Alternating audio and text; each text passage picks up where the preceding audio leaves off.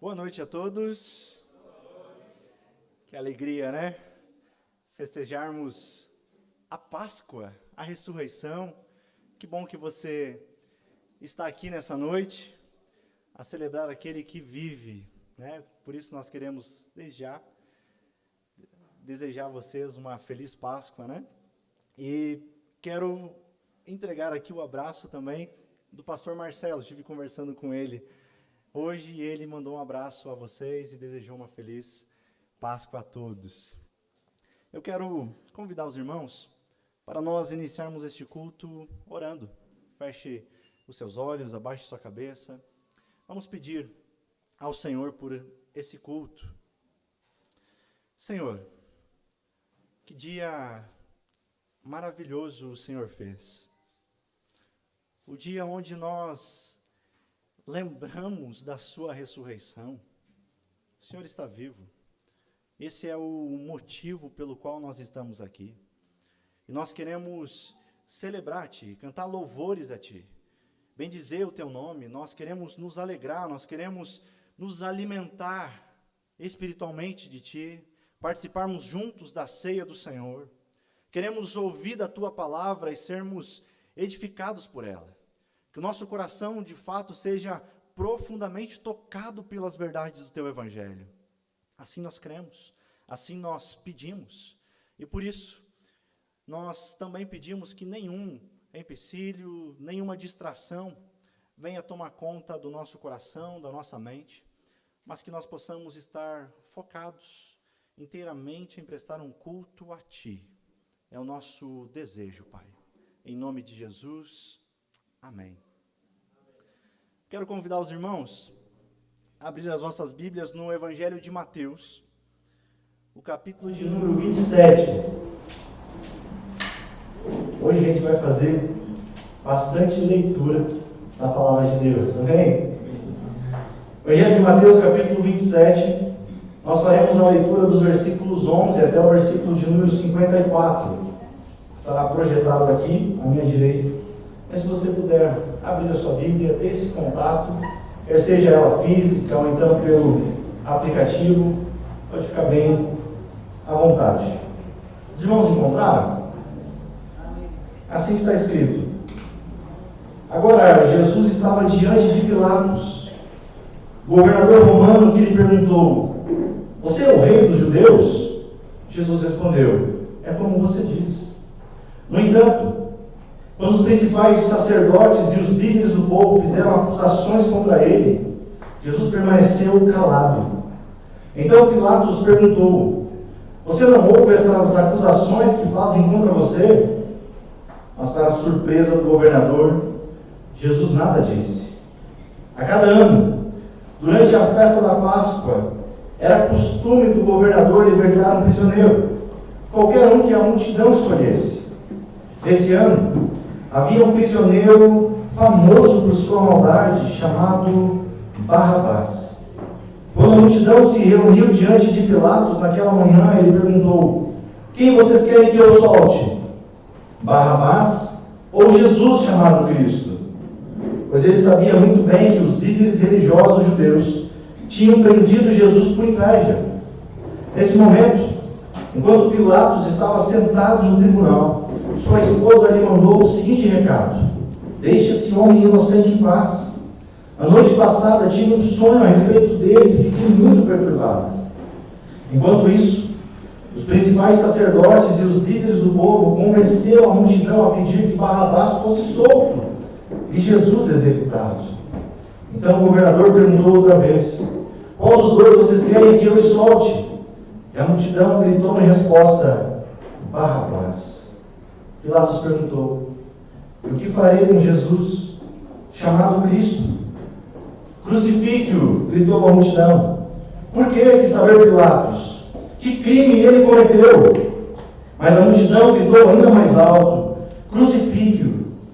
Pilatos viu que de nada adiantava insistir e que o tumulto se iniciava.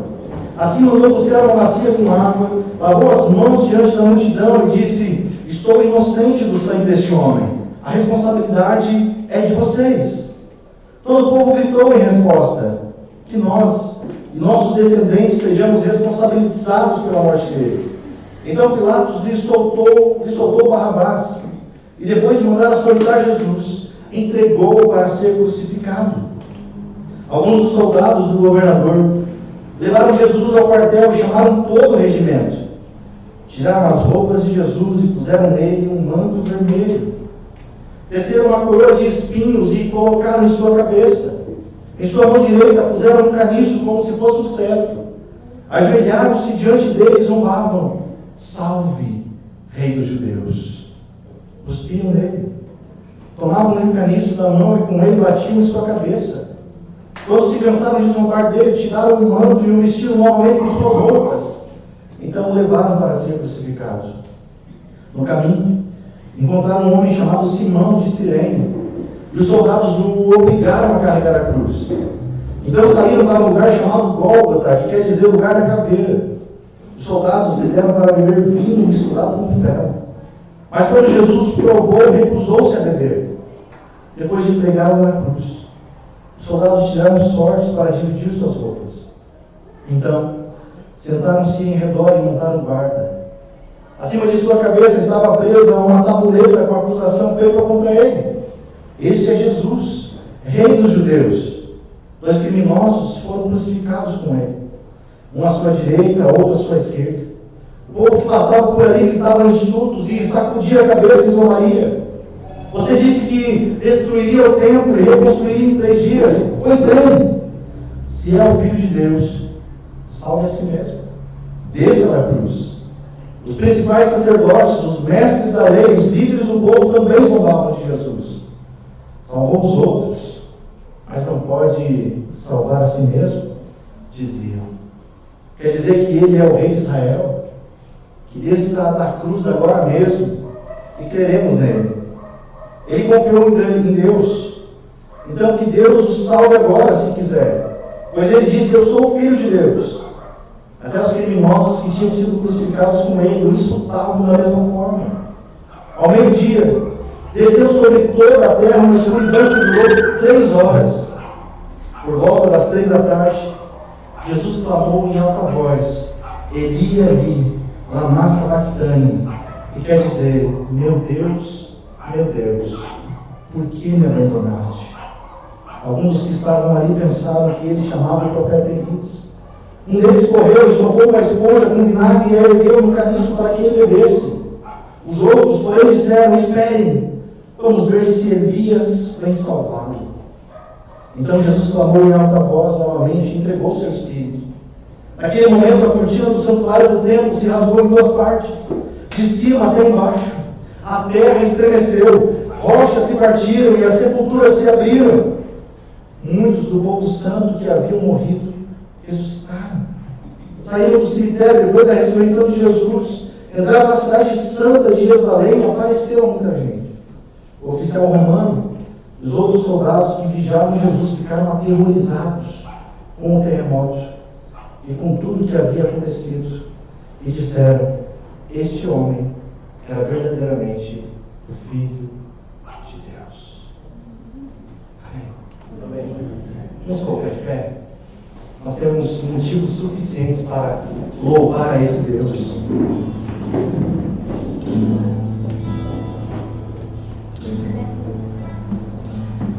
Que nessa noite você possa agradecer a essa maravilhosa graça que um dia nos salvou, nos resgatou da morte.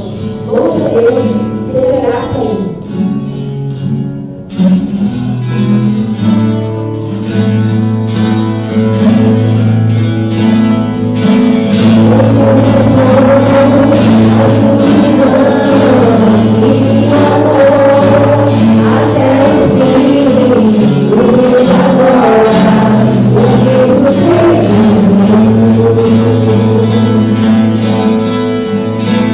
Você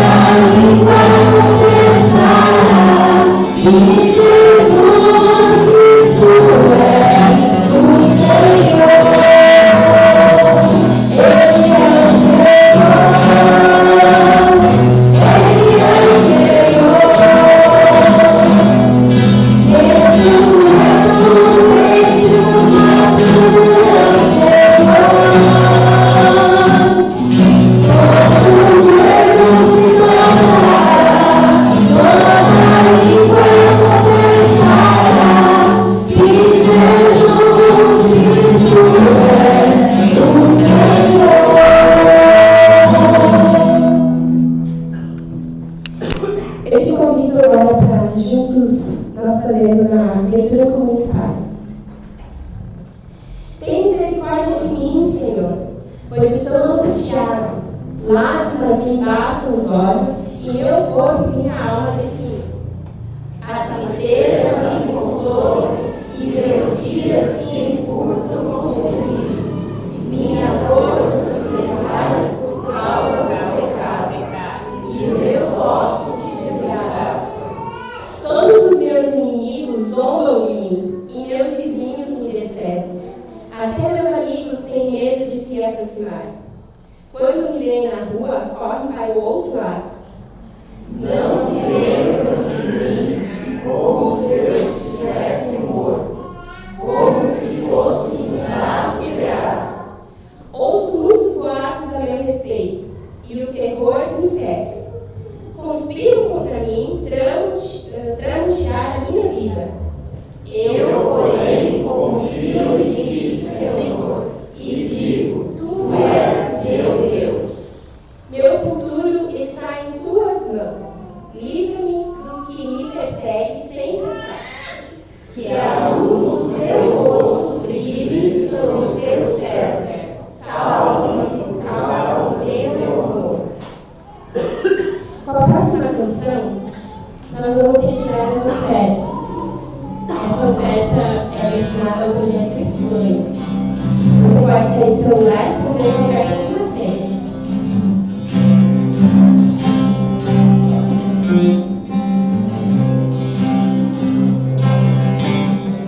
Ele não tinha qualquer beleza, uma questão de amor ao caminho. Nada havia em sua aparência para o desejar luz. Mas rejeitado entre os homens, ainda assim para nós.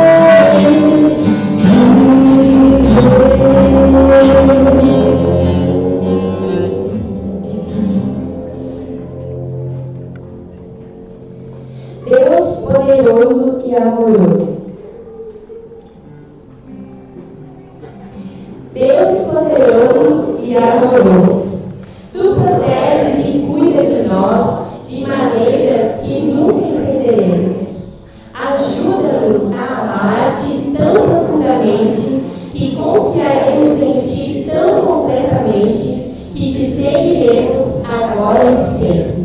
Oramos em nome de Jesus. Amém.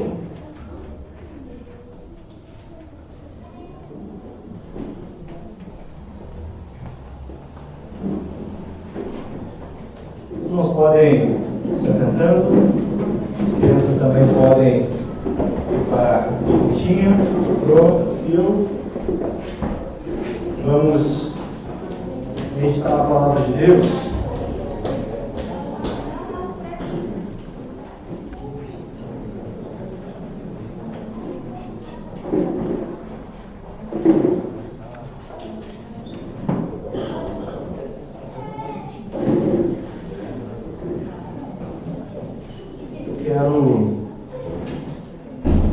Agora que nós vamos nos acalmando, quero outra vez orar com os irmãos, agora pedindo a direção ao Espírito de Deus por esse tempo. Eu quero convidar nosso irmão Miro, se ele pode orar por nós. Miro? Fazer essa oração.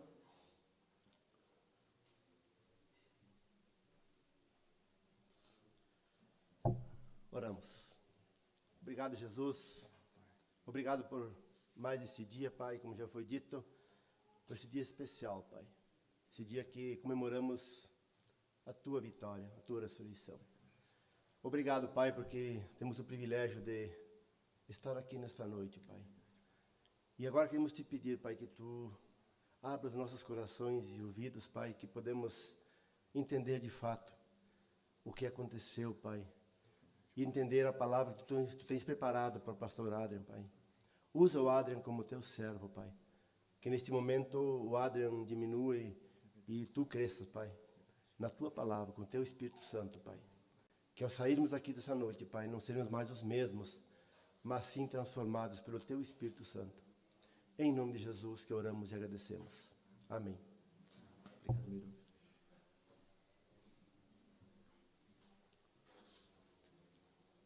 Não sei se vocês viram, mas nessa semana, no WhatsApp da igreja e também nas redes, no Instagram, nós procuramos trazer um pouco das narrativas que levaram Jesus até a cruz. Basicamente, de segunda até hoje, nós fizemos essa jornada para meditarmos acerca da última semana de Jesus e ver os acontecimentos, o que ocorreu até levar Jesus à dolorosa e humilhante morte de cruz. Assim, nós vimos que, ao encerrar-se a sexta-feira, no sábado, há um silêncio. Primeira impressão que nós temos quando olhamos para o sábado, após a morte de Jesus, é que, de fato, a morte venceu. Mas o sábado serve também para nos lembrar, nos mostrar que a vida cristã, ela também é feita de espera, de locais escuros, de dores, de momentos que parece que Deus está distante, que Deus está longe, calado. Mas depois do sábado, o primeiro dia da semana vem. E logo bem cedo, Maria Madalena e a outra Maria vão até o túmulo de Jesus. Até que de repente ocorre o quê? Um grande terremoto. Um anjo vem, remove a pedra, senta sobre ela. E as Escrituras dizem que o seu rosto brilhava como um relâmpago, que as suas roupas eram brancas como a neve. Os guardas, olhando tudo isso, temendo de medo, desmaiam como se estivessem mortos. Então o anjo do Senhor, fala às mulheres dizendo: olha, não tenham medo. Eu sei que vocês procuram Jesus Cristo que foi crucificado. Ele não está aqui. Ressuscitou, como havia dito. Venham e vejam onde estava o seu corpo. E agora, vão depressa e contem aos discípulos que ele ressuscitou e que estará esperando adiante na Galiléia. Que manhã gloriosa de domingo, não é mesmo? A morte não o deteve. Cristo está vivo. E é dessa maravilhosa, gloriosa ressurreição que eu quero falar com vocês essa noite. A morte e a ressurreição do Senhor Jesus, elas têm um valor inestimável no cristianismo. A ressurreição da morte é de fato um milagre, é algo sobrenatural, é obra maravilhosa de Deus, que ela só pode ser entendida e recebida pela fé. Às vezes, nós focamos tão somente na cruz de Cristo e esquecemos da sua ressurreição, ou quase não falamos, não lembramos, não damos a ela às vezes a devida importância, ou então, às vezes o nosso coração parece ter dúvida acerca dessa verdade. Um autor que particularmente eu gosto muito e que acredito ser o maior escritor do século, uma referência, pastor Tim Keller.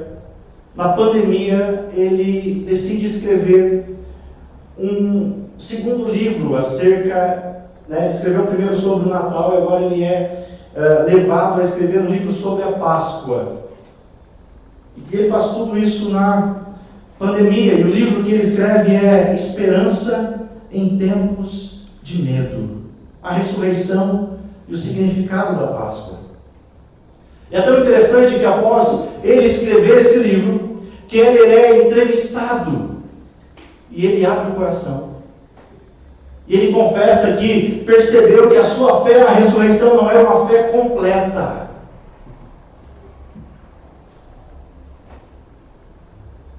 Até que Keller, percorrendo o caminho de escrever esse livro, ele é diagnosticado com um câncer.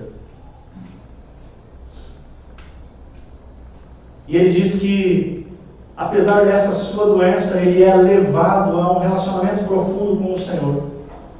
Uma experiência profunda, onde o seu coração, a sua fé é totalmente transformados quanto à ressurreição. E ele diz: escrever em tempos de trevas como estes me ajudou a ver na ressurreição profundidades novas de consolo e poder. Na ressurreição nós temos esperança, nós temos consolo.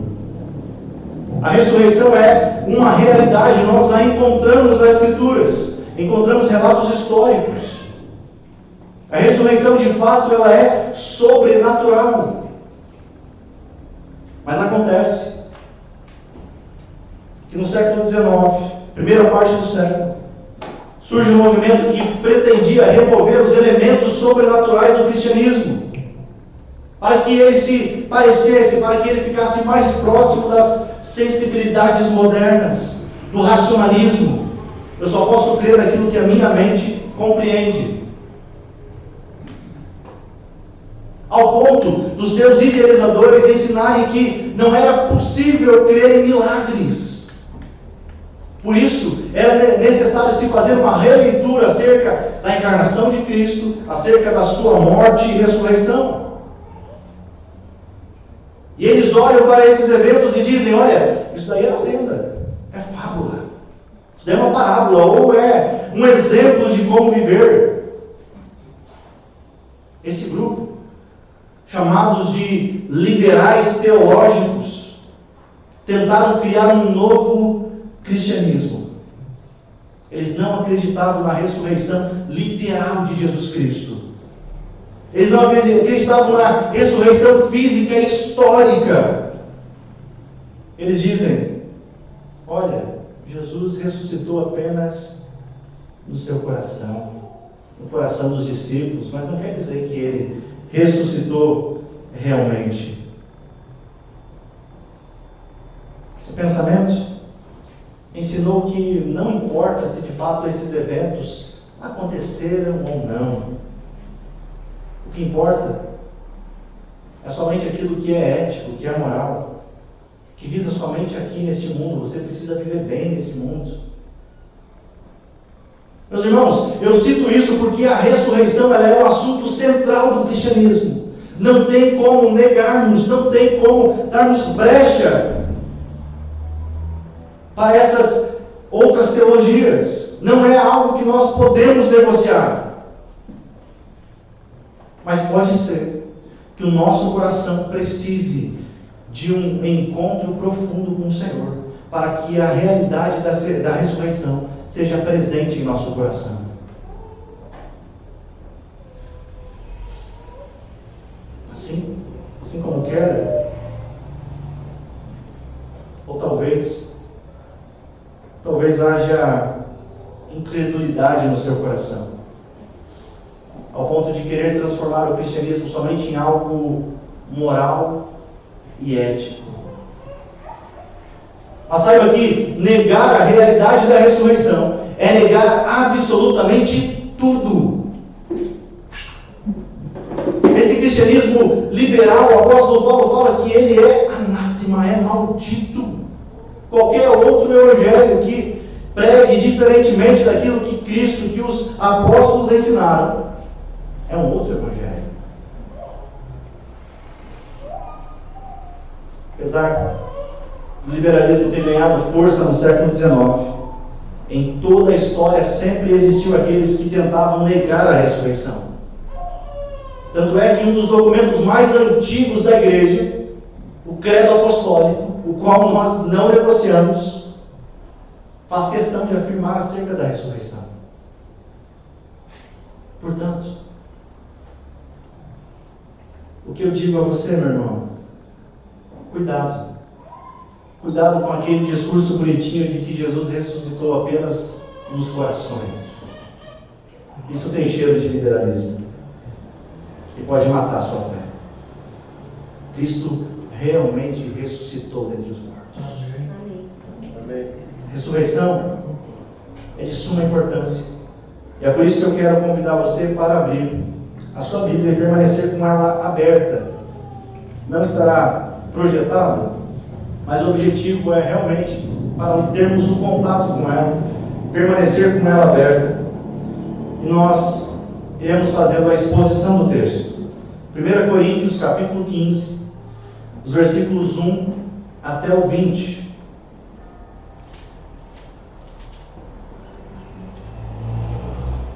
Coríntios 15, os versículos 1 até o 20. Os irmãos encontraram? Passamos a leitura. Eu faço a leitura na versão NVT, caso alguém queira acompanhar no aplicativo. Agora, irmãos, quero lembrá-los das boas novas que lhes anunciei anteriormente. Vocês as receberam e nelas permanecem firmes. São essas boas novas que os salvam, se continuarem a crer na mensagem como lhes anunciei. Do contrário, sua fé é inútil. Eu lhes transmiti o que era mais importante, o que também me foi transmitido. Cristo morreu por nossos pecados, como dizem as Escrituras. Ele foi sepultado e ressuscitou no terceiro dia, como dizem as Escrituras. Apareceu a Pedro e mais tarde aos 12. Depois disso apareceu a mais de 500 irmãos de uma só vez, a maioria dos quais ainda está viva, embora alguns já tenham adormecido. Mais tarde apareceu a Tiago e posteriormente a todos os apóstolos. Por último, apareceu também a mim, como se eu tivesse nascido fora de tempo, pois sou o mais insignificante dos apóstolos. Aliás, nem sou digno de ser chamado apóstolo, pois persegui a igreja de Deus.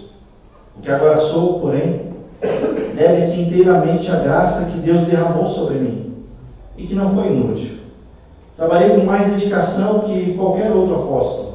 E, no entanto, não fui eu, mas Deus que, em sua graça, operou por meu intermédio. Logo, não faz diferença se eu prego ou se eles pregam, pois todos nós anunciamos a mesma mensagem na qual vocês já creram. Pois bem, se proclamarmos que Cristo ressuscitou dos mortos, por que alguns de vocês afirmam não haver ressurreição dos mortos? Pois se não existe ressurreição dos mortos, Cristo não ressuscitou. E se Cristo não ressuscitou, nossa pregação é inútil, e a fé que vocês têm também é inútil. Então estamos todos mentindo a respeito de Deus, pois afirmamos que Ele ressuscitou a Cristo. Mas, se não existe ressurreição dos mortos, isso não pode ser verdade. E se não existe ressurreição dos mortos, então Cristo também não ressuscitou. E se Cristo não ressuscitou, a fé que vocês têm é inútil, e vocês ainda estão em seus pecados. Nesse caso, todos que adormeceram crendo em Cristo estão perdidos. Se nossa esperança em Cristo vale apenas para esta vida, somos mais dignos de pena em todo o mundo. Mas Cristo de fato ressuscitou dos mortos. Ele é o primeiro fruto da colheita de todos que adormeceram. Amém? Amém. A ressurreição de Cristo é, sem dúvida, o maior milagre da história. Cristo vence a morte. A cruz e o sepulcro estão vazios. Se houvesse apenas o sacrifício da cruz, mas sem a ressurreição, então nós teríamos aqui claramente um sinal de fracasso e não de vitória. O texto que lemos, nós vemos que essa doutrina é tratada de maneira tão profunda, tão intensa pelo apóstolo. O contexto aqui se dá em que os irmãos de Corinto eles estavam sendo tentados a abandonar a fé e substituir o seu conhecimento, a teologia sobre Deus, pela filosofia grega. Os filósofos gregos eles acreditavam que na imortalidade da alma, mas eles não creem na ressurreição do corpo. Eles criam num dualismo filosófico, onde o espírito era essencialmente bom, mas o corpo, a matéria, era má. Tanto é que quando Paulo vai a Atenas, você vai ver isso no livro de Atos, e ele prega sobre a ressurreição, o povo zomba dele, pois para os gregos a ressurreição era algo absurdo. Esse é o contexto. Entretanto, Paulo diz à igreja de Corinto que os mortos, eles ressuscitam. Mataram Jesus, o pregaram na cruz, Cristo de fato foi morto, mas a morte não pôde detê-lo. O pastor Hernandes Dias Lopes escreve: as melhores notícias que o mundo já ouviu vieram de um túmulo vazio. O túmulo vazio de Cristo é o berço da igreja. Não adoramos um Cristo que esteve vivo e está morto, mas o Cristo que esteve morto e está vivo pelos séculos dos séculos. Ele tem as chaves da morte e do inferno. Ele está sentado no trono, reina soberano e voltará gloriosamente. Sua vitória sobre a morte é o nosso estandarte. Que maravilha! Essa realidade, essa convicção estava um pouco abalada entre os coríntios, pois eles estavam começando a ceder à filosofia grega que dizia acerca da ressurreição. Mas o que Paulo decide fazer? Paulo decide lembrá-los do Evangelho. Paulo decide lembrá-los das boas novas que havia sido anunciado anteriormente, de que Cristo morreu por nossos pecados, de que Cristo foi sepultado e que Ele ressuscitou no terceiro dia. Depois Ele aparece a Pedro e mais a outros discípulos, mais de 500 irmãos de uma só vez. O apóstolo Paulo está mostrando a eles que a rejeição a essa doutrina comprometia toda a esperança do Evangelho. Não comprometia somente a vida presente, mas comprometia também o futuro. Estamos vendo? É a veracidade do Evangelho. O Evangelho é verdadeiro. a partir da ressurreição física histórica de Jesus.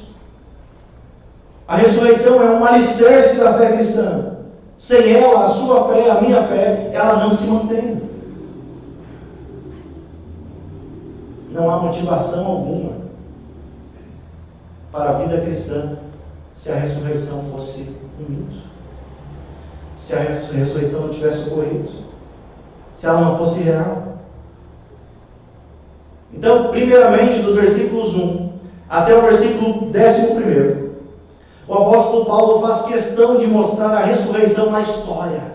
Ela de fato ocorreu. Nós temos relatos históricos. Nós temos várias provas que são incontestáveis. Paulo diz que Cristo ressurreto apareceu para várias testemunhas. E muitas, quando ele está escrevendo, ainda estavam vivas. Os discípulos viram mais de 500 irmãos. O próprio apóstolo Paulo fala que Cristo apareceu para ele também. Se o apóstolo estivesse mentindo, certamente ele cairia em descrédito. Ninguém daria moral alguma para ele.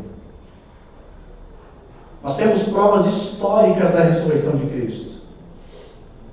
A ressurreição, ela não é um fato científico onde nós podemos levar um laboratório e reproduzir novamente. Não.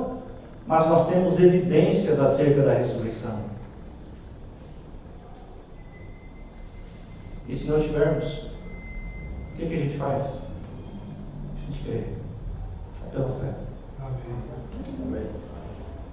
Então, até o versículo 11, o apóstolo Paulo faz questão de mostrar essa realidade histórica. E após isso, ele vai mostrar a importância teológica da ressurreição. Está com a sua Bíblia aberta? Observe o versículo 12. O apóstolo escreve o seguinte: pois bem, se proclamarmos que Cristo ressuscitou dos mortos, por que alguns de vocês afirmam não haver ressurreição dos mortos? Paulo está tratando seriamente do assunto. Está fazendo uma exposição mostrando que alguns deles estão rejeitando a ressurreição. E com isso, eles não estão se opondo somente a Paulo, mas eles estão negando o próprio cristianismo. Estão negando algo essencial da fé cristã. Ou seja, muitos deles haviam entendido de certa forma a pregação do Evangelho, mas não abandonaram algum dos elementos de culto da cultura. Eles ainda eram norteados pela cultura. Misticismo. A realidade dos coríntios não é muito diferente da nossa. A gente vê constantemente o Evangelho sendo aceito, crido, mas as pessoas tentam conciliar o Evangelho com as crenças da cultura, superstições.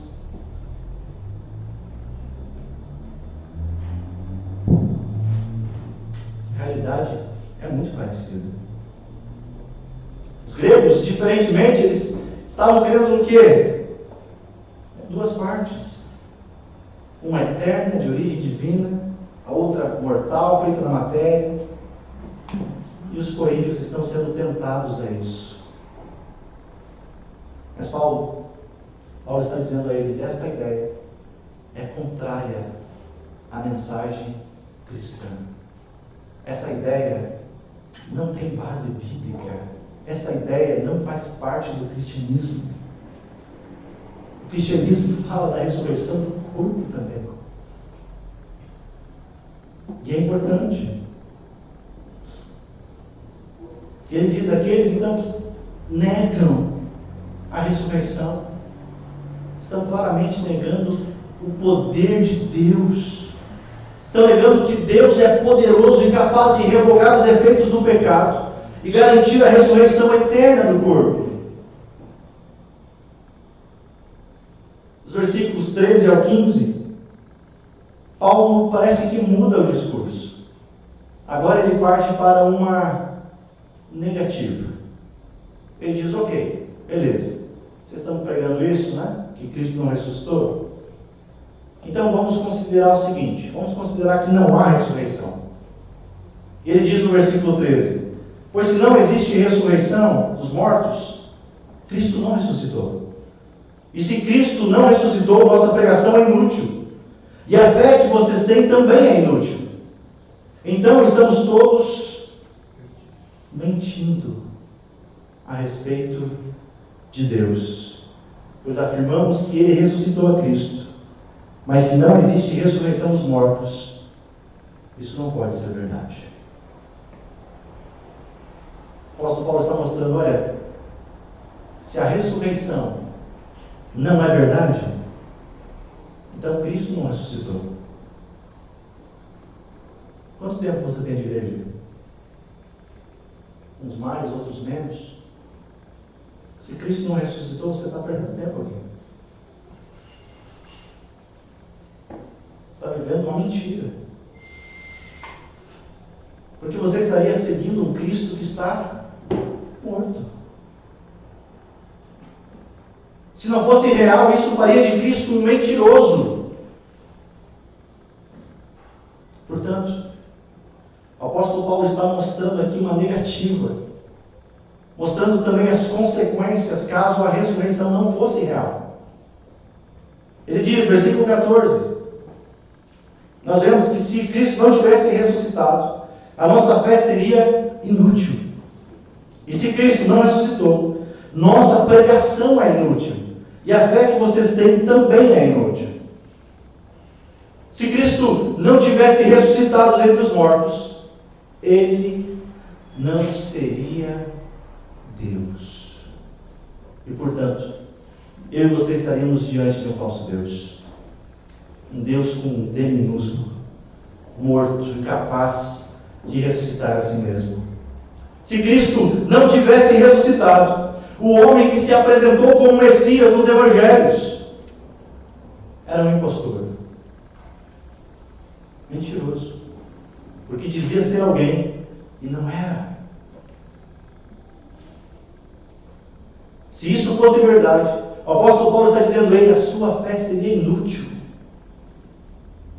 Seria inútil porque você teria depositado ela em um Deus que não pode fazer nada por nós.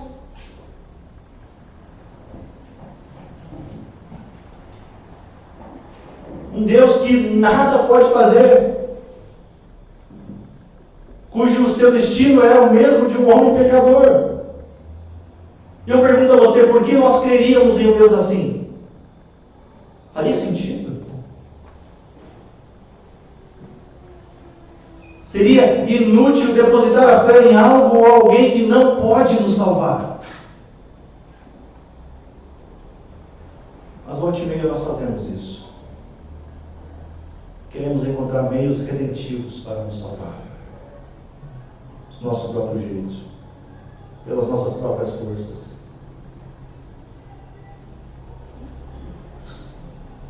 Se Cristo, se Ele não tivesse ressuscitado, então a ressurreição dos mortos não passaria de uma falsa promessa.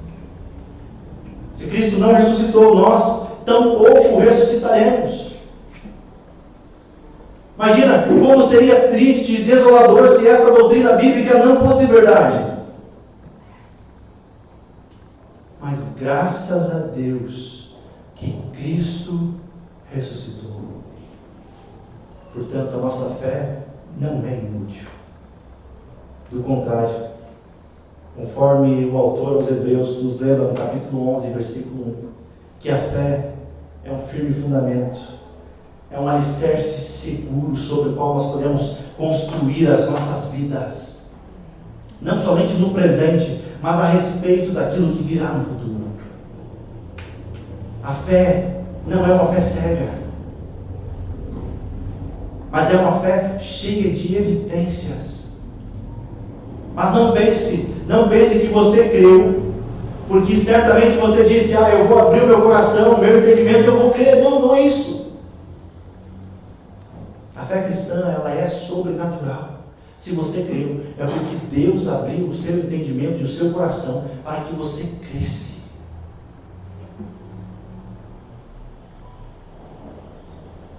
A fé cristã funciona dessa maneira. O apóstolo Paulo segue. No versículo 17 ele diz que se Cristo não tivesse ressuscitado, nós permaneceríamos no pecado. Observe o versículo 17. E se Cristo não ressuscitou, a fé que vocês têm é inútil, e vocês ainda estão em seus pecados. Vocês observam quantas vezes que o apóstolo Paulo está falando de que a fé é inútil caso Cristo não tenha ressuscitado? É justamente para dar ênfase, para mostrar a besteira que é de não crer na ressurreição. E ele diz, olha, se Cristo não tivesse ressuscitado, permaneceríamos no pecado. Permaneceríamos mortos em delitos e pecados, como o próprio apóstolo Paulo escreve aos Efésios. E se ele não pode salvar do pecado, quem poderia?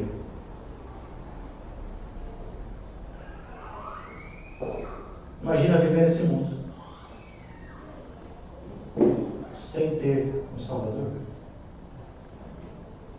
Que triste seria a nossa realidade. Nós ainda estaríamos em dívida com Deus e não haveria nada a se fazer para pagarmos pelos nossos pecados. Nem os nossos melhores atos, as nossas boas obras. O profeta diz que são como trapos de imundícia perante o Senhor, diante de um Deus que é perfeitamente santo. Será que nós poderíamos nos achegar diante de Deus e dar alguma desculpa? Será que nós poderíamos nos chegar diante de Deus e tentar nos justificar?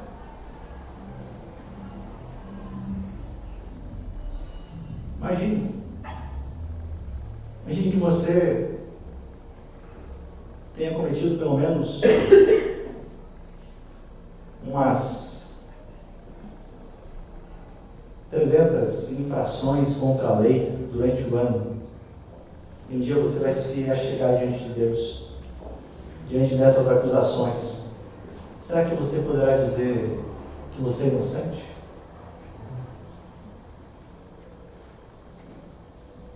Se você estivesse diante de Deus com os seus pecados, você pediria para Deus lhe poupar, ou você tentaria se justificar diante dele? Um Deus que é totalmente justo, o que ele faria? Condenado. Não tem outra escolha. Essa é a realidade. Se Cristo não tivesse ressuscitado, nada poderíamos fazer. O nosso destino seria a condenação eterna. Se Cristo não tivesse ressuscitado, isso provaria que o seu sacrifício em nosso favor não foi suficiente.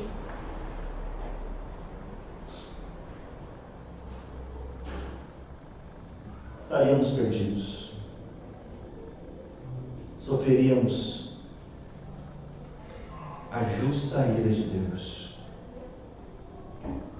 Contudo, outra vez, graças a Deus por Cristo, porque Ele é real e está vivo, e portanto essa realidade é um consolo para as nossas almas, sendo que antes nós estávamos afligidos pelo pecado, mas em Cristo, através da sua morte e ressurreição, a nossa dívida foi quitada. Amém. Amém. E a ressurreição é um testemunho público de que Cristo é Rei, de que fomos perdoados, de que fomos aceitos, de que fomos vivificados por Ele. A ressurreição testifica o perdão de Deus pelos nossos pecados. O sacrifício de Cristo foi aceito, foi perfeito. O apóstolo Paulo segue e ele mostra as consequências. Versículo 18: se Cristo não tivesse ressuscitado, os que morreram estariam perdidos. Nesse caso, todos que adormeceram, crendo que em Cristo, estão perdidos. É isso que o apóstolo Paulo está dizendo. Se Cristo não tivesse ressuscitado, aqueles que morreram crendo em Cristo, crendo em suas promessas, estariam perdidos. Não haveria mais nada para fazer, nada para reverter isso. Seriam homens e mulheres miseráveis, pois viveram uma vida sob engano.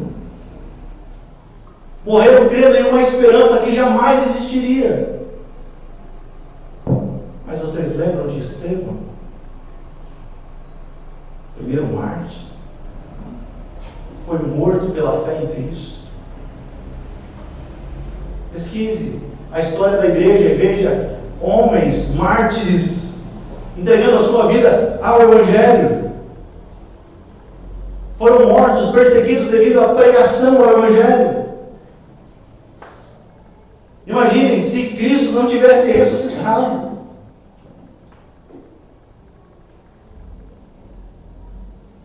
Em lugar de esperança, eles encontrariam miséria. O que se poderia fazer por eles? Nada. Estariam perdidos.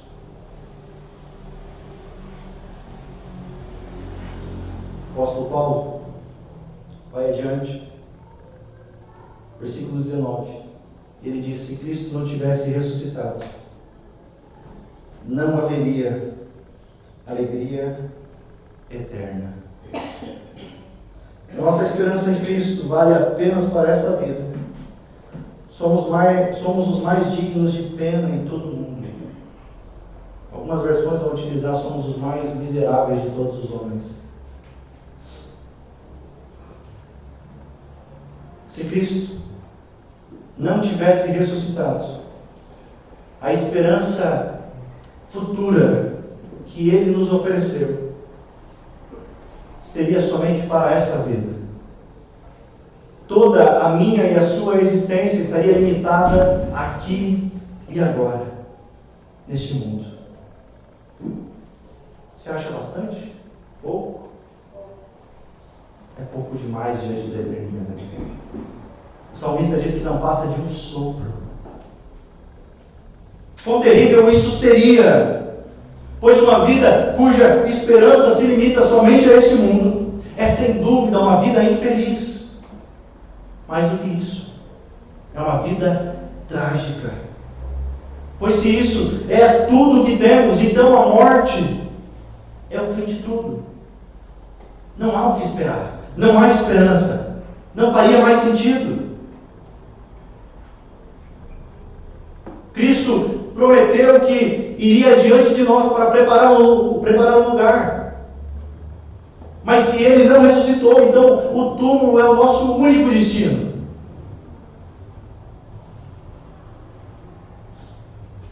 Se essa vida e este mundo são as únicas bênçãos que Cristo pode nos dar, quão limitado seria o seu senhorio? Quão pequeno seria esse Deus? Não haveria eternidade para nós. Não há promessas vindouras. Não há vida eterna. O auge da vida seria somente aqui e agora. E portanto, muitos vivem dessa maneira.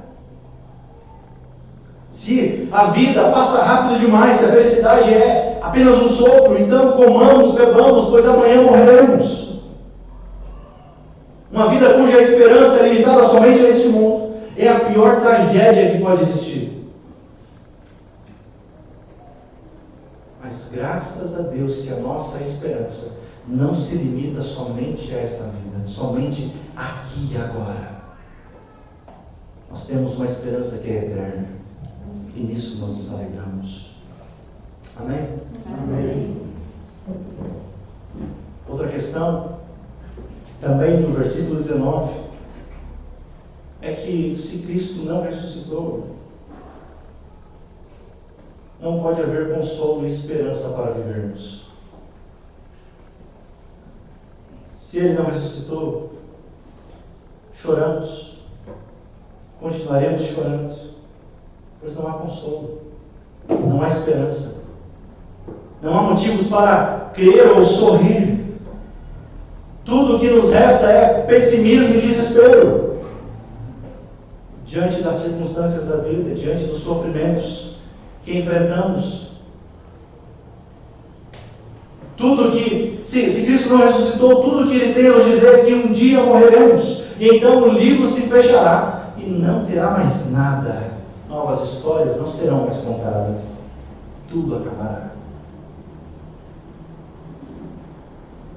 Se Cristo não ressuscitou, então todo o sofrimento que enfrentamos aqui é em vão. A alegria não virá pela manhã. Nós continuaremos a chorar.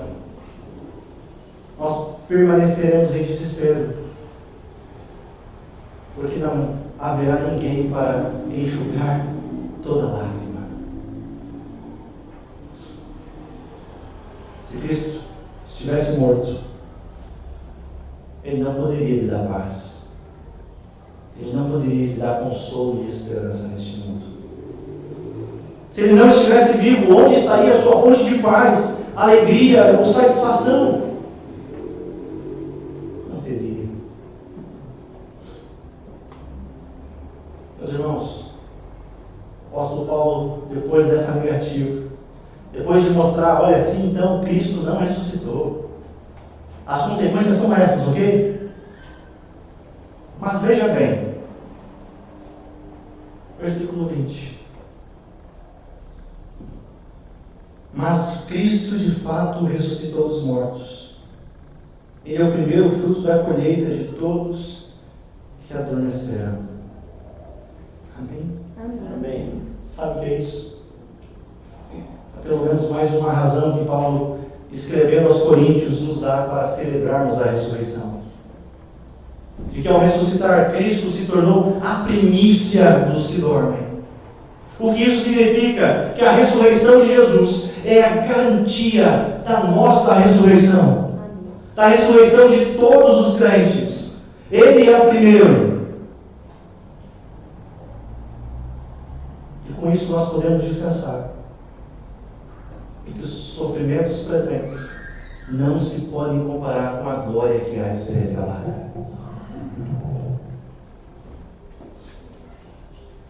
Em outras palavras, a ressurreição de Cristo é a prova que nós ressuscitaremos e viveremos eternamente com Ele. Amém. Louvado seja o Senhor. É a nossa garantia. E porque Cristo ressuscitou, nós temos promessas, sabe de quê? De dias melhores. Dias em que o sofrimento não mais existirá. Em que a morte ela será definitivamente vencida. Porque Cristo ressuscitou. Há consolo. Não somente para aqueles que vivem, mas também para os que morreram na fé. Porque Cristo ressuscitou, a morte já não tem poder eterno sobre os cristãos. Embora ela pareça vitoriosa por um breve instante, seu aguilhão foi quebrado. Já não tem mais domínio sobre nós. E é isso que nós cremos, porque o próprio Jesus diz: eu sou a ressurreição e a vida. Mesmo que morra, viverá. Quem crê em mim, mesmo que morra, viverá. Porque Cristo ressuscitou, nosso passado, presente e futuro estão garantidos nele. Porque Cristo ressuscitou, nós temos consolo para essa vida. Podemos enfrentar os momentos difíceis com os olhos nele.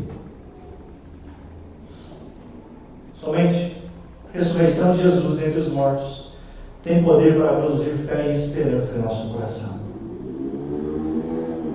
Que a ressurreição de Jesus seja mais do que um fato a ser celebrado, mas que seja uma realidade presente em seu coração. Amém? Amém. Vamos orar. Obrigado, Senhor. Obrigado porque nós estamos aqui porque há 2000 anos o Senhor ressuscitou dentre os mortos. Há milhões e milhões de seguidores que foram alcançados por Ti. Sua ressurreição é real. O Senhor vivo está. E por isso, Pai, nessa noite, neste culto de Páscoa, nós celebramos a Sua morte e ressurreição. Celebramos a isso porque o Senhor nos deu vida. Não uma vida somente para aqui e agora, mas aqui nós já desfrutamos do Teu reino, já desfrutamos das bênçãos prometidas pelo Senhor. Mas nós aguardamos aquele dia onde desfrutaremos plenamente, e não será apenas por um passar de tempo, mas será eternamente, Pai. Assim nós cremos, confiamos em Ti, e aguardamos o grande dia que o Senhor retornará. E enquanto o Senhor não retorna, nós celebramos, nós participamos da Tua mesa. Por isso, nessa noite, Te pedimos que o Seu Espírito comunique em nosso coração a beleza e graça de anunciar o Senhor, anunciar a Sua morte, ressurreição, até que o Senhor venha. Amém? Meus irmãos, vamos participar da ceia do Senhor? Nesse momento, nós somos convidados por Ele para sentarmos à sua mesa. Nós decidimos fazer a ceia neste domingo, porque domingo de Páscoa, ceia do Senhor, nós somos lembrados que a obra de Cristo é completa. E por isso nós queremos cear essa noite. Quero convidar os irmãos aqui para pegar os elementos. Os irmãos do presbitério. Na ceia, nós somos lembrados o que Cristo fez por nós. Na ceia nós somos alimentados espiritualmente por Ele. A ceia é um meio de graça, é um instrumento de cura, meu irmão. Na ceia do Senhor, o seu povo, o povo de Deus, se reúne para expressar a sua gratidão por tamanho amor, pelo sacrifício que Cristo realizou em nosso favor. E nós só participamos desse momento porque de fato a sua obra foi perfeita, foi vicária, foi completa. Ele morreu naquela cruz, de fato, mas Ele ressuscitou e vivo está. E por isso Ele nos convida a participarmos do seu banquete. Eu quero convidar os irmãos a, primeiramente, orarmos pelos elementos. Estenda as suas mãos para cá. Vamos orar? Senhor, aqui estão o pão e o cálice que representam o teu corpo e o teu sangue, que foi vertido, que foi esmagado na cruz do Calvário. E nós te pedimos, Pai, que todo aquele que irá se alimentar dessa ceia, que possa ser edificado pelo Senhor. Nós não somos dignos, somos indignos de participar, mas é inteiramente pela graça, é inteiramente por bondade sua que o Senhor nos torna participantes desse banquete, participantes dessa mesa. Por isso, Pai, nos alimenta espiritualmente, abençoa cada um dos meus irmãos que aqui estão e irão cear. Que esse momento seja um momento de lembranças, não mais condenatórias do seu pecado, mas sim que o seu pecado levou o próprio Jesus à cruz, mas que foram perdoados, a dívida foi paga. E assim nós cremos, Pai, e te pedimos, nos abençoa neste tempo de comunhão. Amém. Os irmãos podem...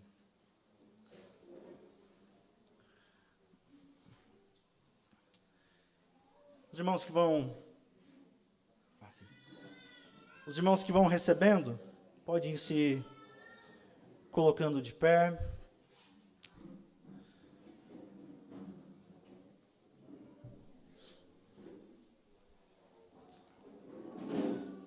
Você possa ir meditando, refletindo. É um momento de reconhecimento diante de Deus, da nossa pecaminosidade, das nossas falhas, É um momento de abrirmos o coração a Ele. Como eu falei, nós não somos merecedores, mas é puramente graça. Nossa comunidade, a ceia, ela é aberta, todos são convidados a participar. Se você não é um membro, mas é um cristão e está em comunhão com Cristo, seja muito bem-vindo à mesa, meu irmão. É uma alegria a gente poder celebrar e cultuar juntos. As crianças também fazem parte da aliança, nós cremos assim. Elas também participam da ceia do Senhor. Os irmãos estão recebendo? Eu quero que você feche seus olhos. Tenha um tempo de confissão de pecados. Vamos nos render a Ele.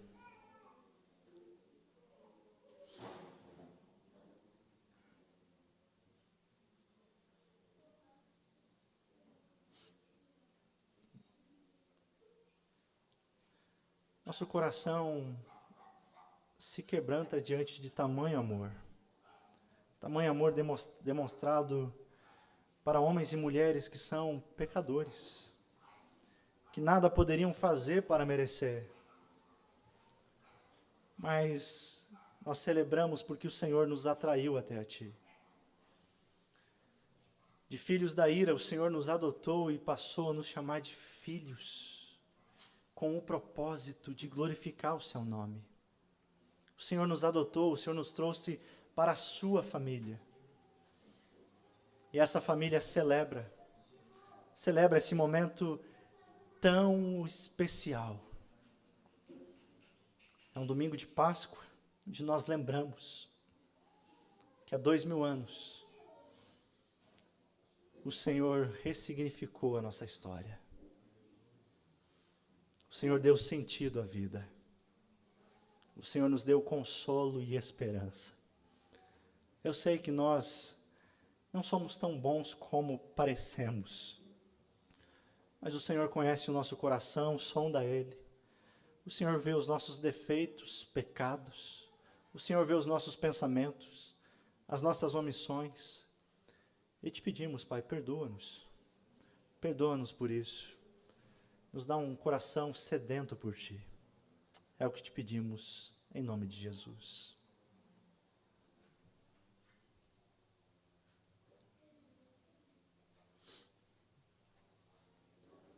Eu quero, como nós somos, uma igreja que procura observar os documentos da história cristã, eu quero convidar você para nós orarmos o credo apostólico antes de participarmos da ceia. Amém? Creio em Deus Pai Todo-Poderoso, Criador do céu e da terra. Creio em Jesus Cristo, seu único Filho, nosso Senhor, que foi concebido pelo poder do Espírito Santo, nasceu da Virgem Maria, padeceu sob o poder de Pôncio Pilatos, foi crucificado, morto e sepultado, desceu ao mundo dos mortos, ressuscitou ao terceiro dia, subiu aos céus, está sentado à direita de Deus Pai Todo-Poderoso, de onde virá para julgar vivos e os mortos.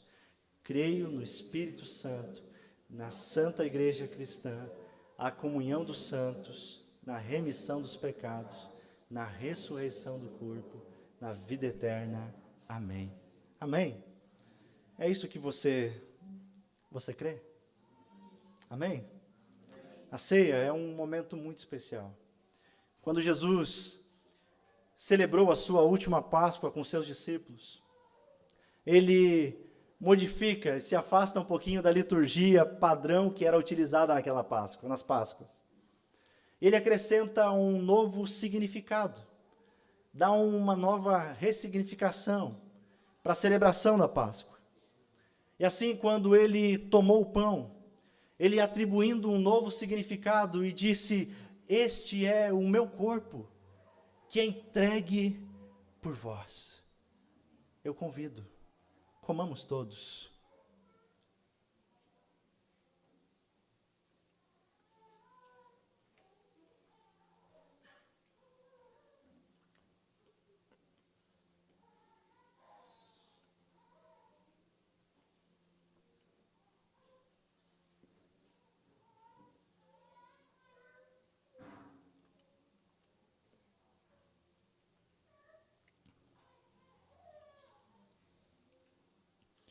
Em seguida, terminada a ceia, Jesus, ele tomando vinho, em realidade ele disse: estou atribuindo um novo significado a este elemento. Porque este vinho, ele é o meu sangue. Não é o sangue do Cordeiro do Antigo Testamento, que serviu como marca nos umbrais das portas.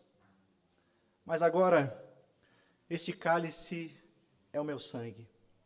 Em essência, Jesus está dizendo: eu sou a Páscoa, eu sou o verdadeiro Cordeiro Pascal, que tira o pecado do mundo.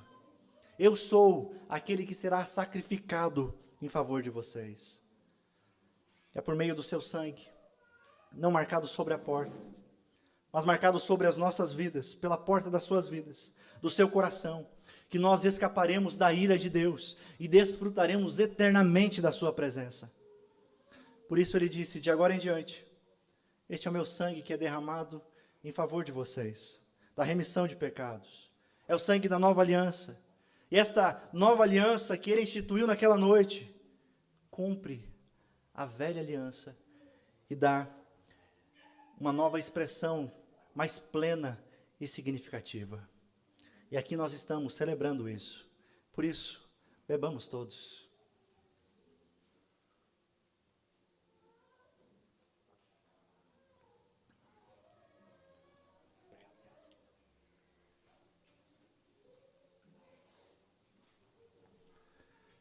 Obrigado, Senhor. Obrigado por participar da tua mesa. Obrigado porque eu não estou sozinho. Eu posso olhar para o lado e eu verei os meus irmãos ceando juntamente comigo. Assim será naquele grande dia. Assim será na eternidade, quando nós beberemos, participaremos daquela ceia. Beberemos de um novo vinho. Como nós ansiamos por esse dia. Obrigado, Senhor, por nos tornar participantes disso. Obrigado por tamanha graça e misericórdia. O Senhor é o sacrifício perfeito, o Cordeiro perfeito. O sangue foi derramado uma única vez e basta. Obrigado. Obrigado por tamanha salvação. Salvação que custou caro. Custou tudo, custou a vida do Filho de Deus. Por isso nós queremos agradecer com o coração profundamente grato, porque jamais poderíamos pagar a dívida que tínhamos com o Pai. Obrigado, Senhor. Irmãos, sempre que nós comemos deste pão, bebemos o cálice, nós estamos anunciando a morte do Senhor até que Ele venha. E nós só podemos anunciar a sua morte até que Ele venha. Por quê? Porque Ele está vivo. Porque Ele ressuscitou.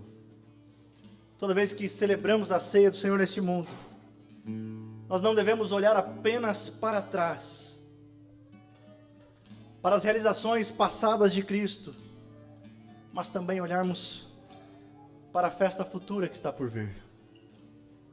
Ainda há muito mais do reino a experimentarmos. Esperamos pela consumação futura, onde desfrutaremos plenamente desse reino. Enquanto isso, nós louvamos ao Senhor e cantamos novamente a Ele. Oh,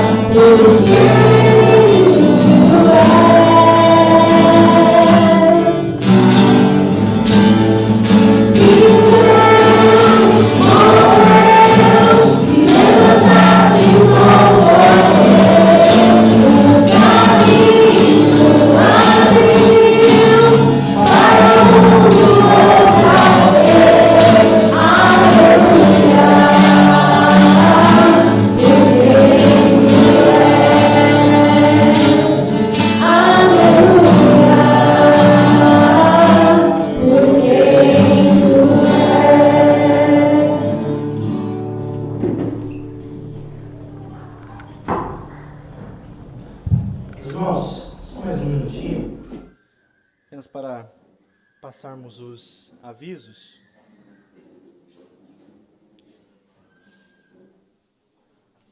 Opa! Tivemos essa... é o antigo, perdão, gente. Na férias, não mais. Gente, nós tivemos nosso pequeno grupo nessa terça-feira, foi muito bom. Nessa nós não teremos, mas retornamos na próxima. E nós convidamos os irmãos a participarem. Tem sido um tempo muito especial. A gente tem aprendido sobre a palavra de Deus e tendo um tempo de comunhão, de conversas, de dúvidas, um bate-papo muito bacana. E também nós temos um pequeno grupo no sábado, né? Nós não tivemos ontem devido ao feriado, mas daqui 2 semanas nós nos reuniremos novamente. Não deixe de participar. Procure, né? Pode falar comigo, decida, na terça fica bom, no sábado, e participe de um pequeno grupo. Vai fazer muito bem para a sua caminhada cristã. Também o gabinete pastoral, né? Está ali o meu contato. Você que deseja conversar, né?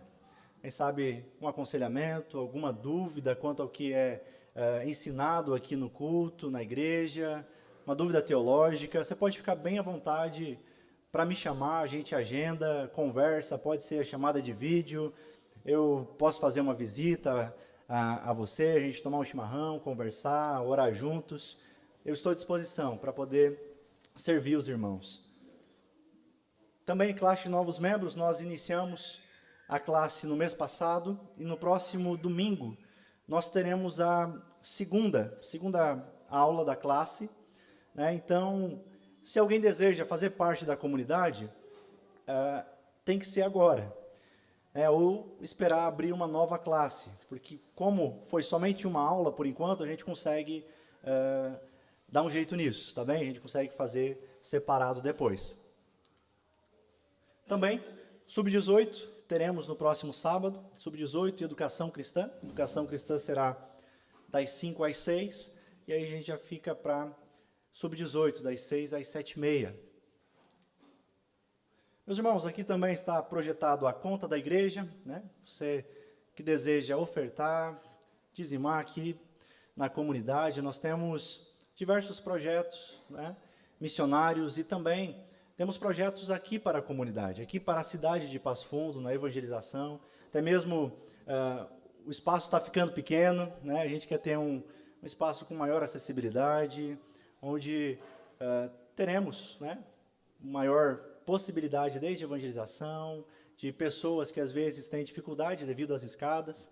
Mas para a gente poder dar um passo adiante, nós precisamos, né, da contribuição dos irmãos, da fidelidade, para darmos sequência a esses projetos, né, a gente sonhar junto e, se assim Deus permitir, realizarmos. Amém? Quero orar para encerrarmos. Oração de envio. Senhor, aqui estamos encerrando este culto onde o Senhor falou conosco através dos louvores, através da Tua palavra, onde fomos alimentados espiritualmente pelo Senhor através do Seu banquete, através da ceia do Senhor. E nós sabemos que tudo isso é uma preparação para essa semana que se inicia. Pedimos as Tuas bênçãos, o Teu cuidado sobre as nossas vidas ao longo dessa semana, que aonde quer que nós possamos colocar a planta dos nossos pés, que sejamos abençoados, que o Senhor cuide dos caminhos em que iremos trilhar nessa semana, nos dando direcionamento, entendimento, discernimento da Tua vontade para nós, Pai. Abençoa os meus irmãos em todos os seus afazeres e que em tudo nós possamos resplandecer a luz do Teu Evangelho. É o que te pedimos em nome de Jesus. Amém. Amém, meus irmãos.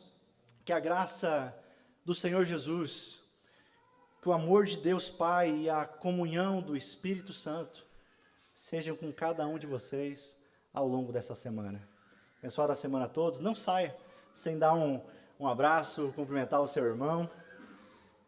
E nos vemos, se assim Deus permitir, no próximo domingo.